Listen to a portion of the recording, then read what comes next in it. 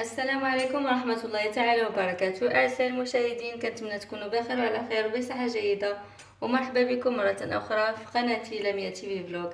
في هذا الفيديو إن شاء الله غنوريكم وصفة طبيعية 100%. إلا كان ضربكم البرد وعندكم السعال كتير وما ناسبكمش الدواء ديال الفارماسيان، فكاينة وصفة طبيعية سهلة بعصرة الليمون، 3 ليمونات معصورين، ملعقة كبيرة من العسل، وكذلك ملعقة كبيرة من عصير البصل.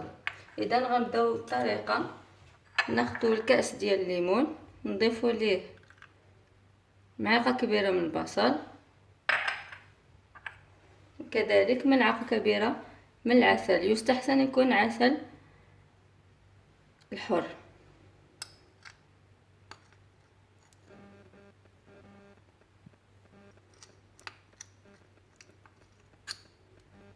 دير ملعقه كبيره من العسل الحر، نخلطوها مزيان تيذوب لينا العسل.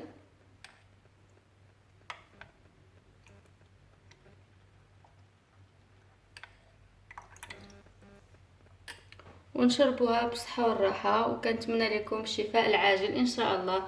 الا كنتو باقي ما اشتركتوش في القناه ديالي، مرحبا بكم. مرجو الضغط على زر الجرس، وكذلك ابوني باش يوصلكم كل جديد، وديروا لايك وبارطاجيو الفيديوهات مع الاصدقاء ديالكم، فضلا وليس امرا. دمتم في رعاية الله، الى اللقاء.